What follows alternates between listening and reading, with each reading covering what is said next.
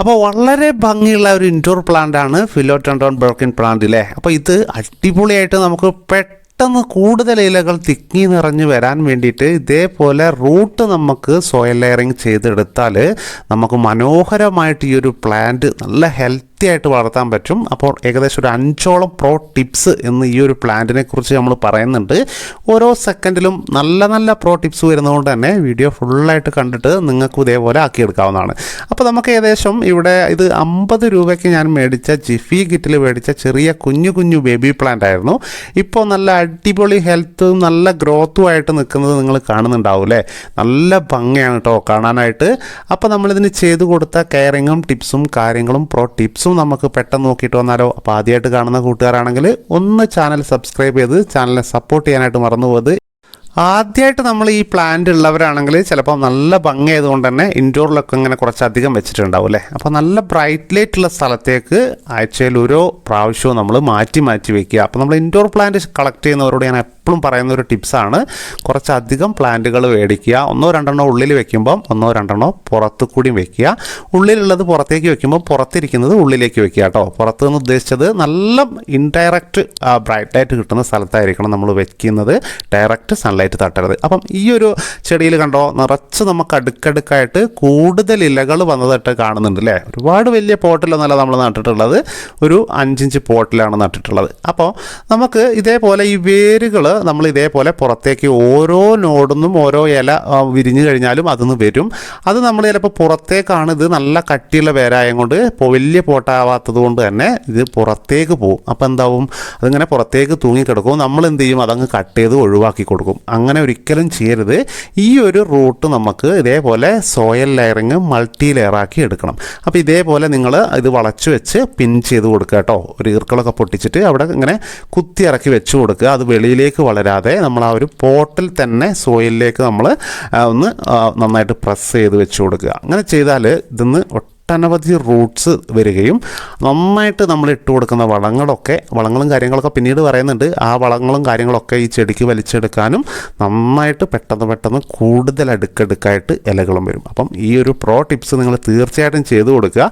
ഈ root cut ചെയ്ത് മാറ്റരുത്. ഇതേപോലെ മൾട്ടി ലെയറായിട്ട് ഓരോരോ വേരുകളും ചെയ്തു കൊടുക്കാം. ഓക്കെ, രണ്ടാമത് നമുക്ക് നല്ല ഷൈനിങ്ങും ായിട്ടും വലിയ ഇലകളും ചെറിയൊരു പോട്ടിൽ കിട്ടാനായിട്ട് നല്ലൊരു റീപ്പോർട്ട് ചെയ്ത് കൊടുക്കണം. നമ്മൾ ചെറിയ പ്ലാന്റ് ആയിരിക്കും മേടിക്കുക. കുറച്ചധികം വില കൂടുതലായതുകൊണ്ട് തന്നെ വലിയത് നമ്മൾ മേടിക്കാതെ ചെറിയ പ്ലാന്റുകളായിരിക്കും നമ്മൾ നഴ്സറിയിൽ നിന്ന് കളക്ട് ചെയ്യുക.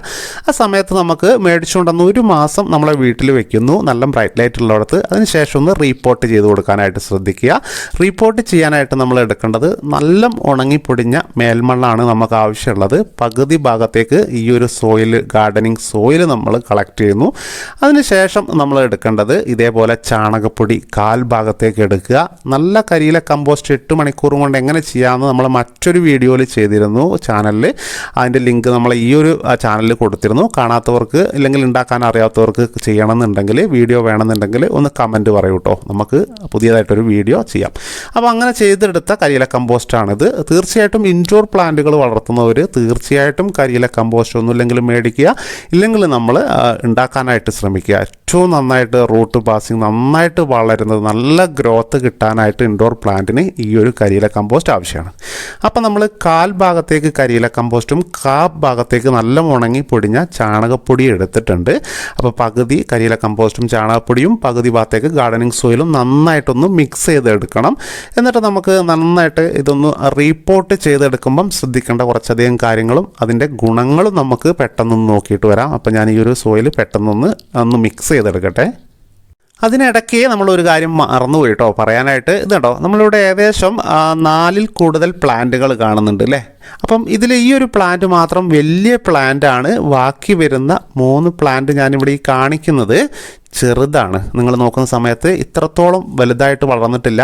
ഇലകളുടെ എണ്ണം കുറവാണ്, പ്ലാന്റ് ചെറുതാണ്.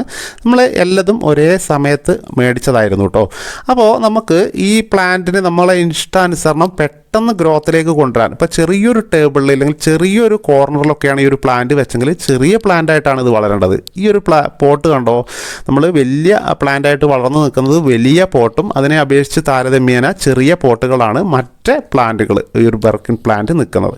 അപ്പോൾ നമ്മളെ ഇഷ്ടാനുസരണം പോട്ടിൻ്റെ വലുപ്പം ഓരോ ഘട്ടത്തിലും നമ്മൾ മാറ്റിക്കൊടുത്താൽ നമുക്ക് ഇതേപോലെ കൂടുതൽ ഇലകളും വലിയ ഇലകളും നല്ല ഷൈനിങ് ഉള്ള ഒരു ചെടിയാക്കിയിട്ടും ഈ ഒരു പ്ലാന്റിനെ മാറ്റാൻ കഴിയും. അത് നമ്മളെ ഇഷ്ടാനുസരണം അതിൻ്റെ ഓരോ വളർച്ചാ ഘട്ടത്തിലും നമുക്ക് 2-3 മാസം കൂടുമ്പോൾ അതിൻ്റെ പോട്ടുകൾ നമുക്ക് മാറ്റി കൊടുക്കാമെങ്കിൽ വലിയൊരു ചെടിയായിട്ട് കൂടി ഈ ഒരു പ്ലാന്റിനെ വളർത്തിക്കൊണ്ടുവരാൻ പറ്റും. കുഞ്ഞൊരു ചെറിയ കാര്യം പറഞ്ഞോട്ടെ, നമ്മളെ ഈ ഒരു സ്റ്റുഡിയോയിൽ വെച്ച് ഉണ്ടാക്കുന്ന വെജിറ്റബിൾസ് ഗാർഡനിങ് കൂടുതൽ ടിപ്സുകൾ നിങ്ങൾക്ക് കാണാനും അറിയാനും പുതിയൊരു ചാനൽ വരുന്നുണ്ട്. അപ്പോൾ അത് ഒരുപാട് 18ൽ കൂടുതൽ അടുക്കളകളും അതിൽ ഒരുപാട് വിശേഷങ്ങളും കുക്കിംഗ് ഇതുവരെ കാണാത്ത ടിപ്സുകളും നിങ്ങൾക്ക് പരിചയപ്പെടാൻ കഴിയും എന്നുള്ളതാണ് ഇതിൻ്റെ പ്രത്യേകത. തീർച്ചയായിട്ടും അതിൻ്റെ ലിങ്ക്, ചാനലിൻ്റെ ലിങ്ക് ഡിസ്ക്രിപ്ഷനിൽ കൊടുക്കാം. നിങ്ങളെല്ലാവരും സപ്പോർട്ട് ചെയ്യണം. അപ്പോൾ നിങ്ങളുടെ എല്ലാവരുടെയും സപ്പോർട്ടും സഹകരണവും പ്രതീക്ഷിക്കുന്നു. നമ്മുടെ അടുത്ത ടിപ്സിലേക്ക് പോവുകയാണ്. ഇവിടെ നമ്മളിപ്പോൾ ഒരു പോട്ട് വെച്ചിട്ടുണ്ട്. അപ്പം ആദ്യത്തെ പോട്ട് ഞാൻ പറഞ്ഞു ചെറിയ പോട്ടായിരുന്നു. കുറച്ച് വലിയ പോട്ട്, ഈ ചെടി കുറച്ചുകൂടി വലിയതായിട്ട് നമ്മൾ വളർത്താൻ ആഗ്രഹിക്കുന്നത് കൊണ്ട് തന്നെ ഞാനിവിടെ 8 ഇഞ്ച് പോട്ടാണ് എടുത്തിട്ടുള്ളത് കേട്ടോ. അപ്പം നമ്മളിവിടെ 5-6 ഇഞ്ച് പോട്ടെന്ന് നേരെ 8 ഇഞ്ചിലേക്ക് മാറ്റാൻ പോവുകയാണ്.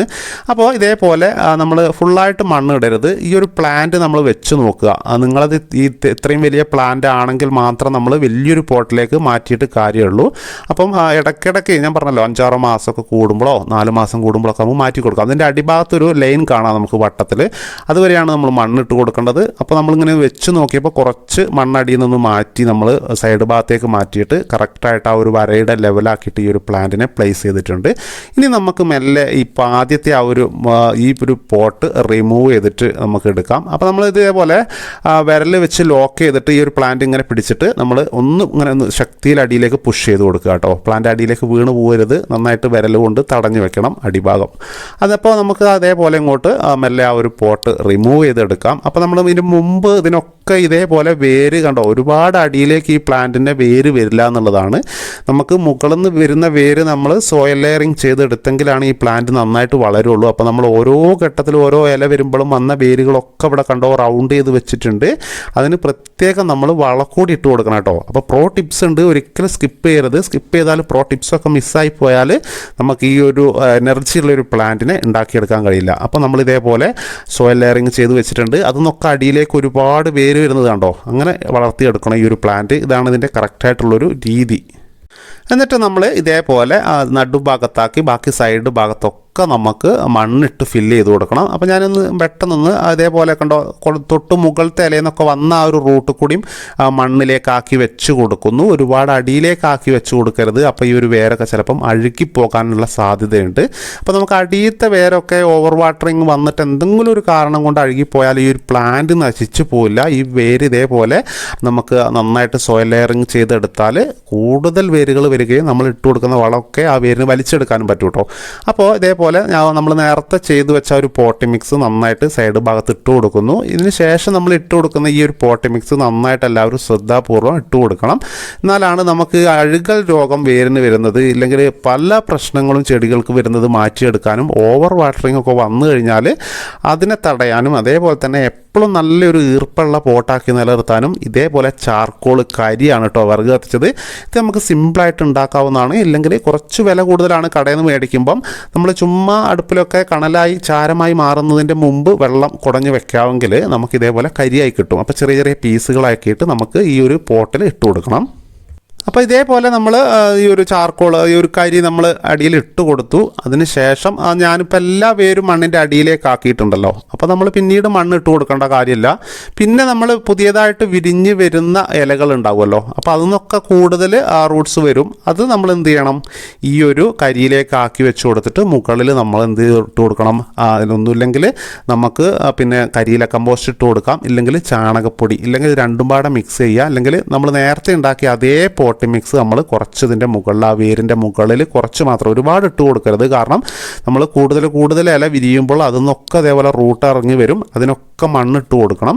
അപ്പോൾ വെറുതെ ഒന്ന് അതിൻ്റെ മുകളിലൊന്ന് മണ്ണാവാൻ പാകത്തിന് ഇട്ട് കൊടുക്കുക. അപ്പോൾ നമ്മൾ പിൻ ചെയ്ത് വെക്കാനായിട്ട് ശ്രദ്ധിക്കണം, ഇല്ലെങ്കിൽ പിന്നീട് ഇത് വളർന്ന് ഈ ചട്ടിയുടെ പുറത്തേക്ക് വരും. അതുകൊണ്ട് ഈ ചട്ടിയുടെ പുറത്തേക്ക് വേര് നിൽക്കുന്നതുകൊണ്ട് നമുക്കൊരു ഗുണവുമില്ല. ഇതേപോലെ നല്ല വൃത്തിക്ക് നമ്മൾ വെക്കുക. പിന്നെ നമ്മൾ ശ്രദ്ധിക്കേണ്ട കാര്യം, ഈ പ്ലാന്റ് കണ്ടോ അങ്ങോട്ടേക്ക് ചെരിഞ്ഞാണ് ഇലകൾ നിൽക്കുന്നത്. അപ്പോൾ നമ്മൾ വെളിച്ചുള്ള സൈഡിലേക്ക് പെട്ടെന്ന് പെട്ടെന്ന് ഇതിൻ്റെ ഇലകൾ മറിഞ്ഞു വരാനുള്ള സാധ്യത ഉണ്ട്. അപ്പോൾ നമ്മൾ ആഴ്ചയിൽ ഒരു പ്രാവശ്യമൊക്കെ തിരിച്ച് നമ്മൾ വെച്ച് കൊടുക്കണം. അപ്പം ഇതിൻ്റെ എല്ലാ ഇലകളും എല്ലാ ഭാഗത്തേക്കും ഒരേപോലെ നിൽക്കും കേട്ടോ. അപ്പോൾ പെട്ടെന്ന് ബ്രൈറ്റ് ലൈറ്റ് കൂടുതൽ ഇഷ്ടപ്പെടുന്ന ചെടി ആയതുകൊണ്ട് തന്നെ ആ ഭാഗത്തേക്ക് എവിടെ നിന്നാണോ കൂടുതൽ വെളിച്ചം വരുന്നത് അവിടത്തേക്ക് ഇതിൻ്റെ ഇലകളൊക്കെ മടങ്ങിയിരിക്കും. കണ്ടോ, ഈ ഭാഗത്തേക്ക് പൊറ്റ ഇലയില്ല, അപ്പുറത്തെ ഭാഗത്തേക്കായിരുന്നു വെച്ചത്. അപ്പോൾ വെക്കുന്ന സമയത്ത് ഇനി ഇങ്ങനെ വെച്ച് കൊടുക്കുക കേട്ടോ. വെള്ളം ഒഴിക്കുന്ന സമയത്ത് നമ്മൾ ടോപ്പ് സോയിലൊക്കെ ഒന്ന് ഡ്രൈ ആയോ എന്ന് നോക്കിയിട്ട് ഒഴിച്ചു കൊടുക്കുക. എപ്പോഴും നമ്മൾ ഇപ്പം ചെയ്ത പോലത്തെ ഒരു പോട്ട് മിക്സ് ആണെങ്കിൽ നന്നായിട്ട് ഈർപ്പം നിൽക്കുകയും ചെയ്യും, വെള്ളം കെട്ടിക്കിടക്കുകയില്ല. അപ്പോൾ നന്നായിട്ട് ഡ്രെയിൻ ഔട്ടായിട്ട് വെള്ളം പോകാനുള്ള ഹോളൊക്കെ ഉണ്ടോ പോട്ടിൽ നിന്നൊക്കെ നമ്മൾ ശ്രദ്ധിക്കണം. റിപ്പോർട്ട് ചെയ്യുന്ന സമയത്ത് എന്തെങ്കിലും സംശയങ്ങളുണ്ടെങ്കിൽ ഒന്ന് കമൻ്റായിട്ട് എഴുതി ചോദിക്കുക. വീഡിയോയ്ക്ക് ലൈക്ക് ചെയ്യാനും സബ്സ്ക്രൈബ് ചെയ്യാനും മറക്കരുത്. നമ്മളെ പുതിയ ചാനലിൻ്റെ ലിങ്ക് ഡിസ്ക്രിപ്ഷനിലുണ്ട്. തീർച്ചയായിട്ടും നിങ്ങൾക്ക് വെറൈറ്റീസ് ആയിട്ടുള്ള ഒരുപാട് കിച്ചൺ പരിചയപ്പെടാൻ പറ്റും. അപ്പോൾ അതൊന്ന് സപ്പോർട്ട് ചെയ്യണമെന്ന് പറഞ്ഞുകൊണ്ട് ഇന്നത്തെ നല്ലൊരു കണ്ടൻറ്റ് ഇവിടെ അവസാനിപ്പിക്കുകയാണ്. ഇനി നല്ല നല്ല വീഡിയോകളായിട്ട് തുടർച്ചയായിട്ട് വരുമെന്ന് കൂടി ഓർപ്പിച്ചുകൊണ്ട് ഇന്നത്തെ വീഡിയോ നിർത്തട്ടെ. Bye bye.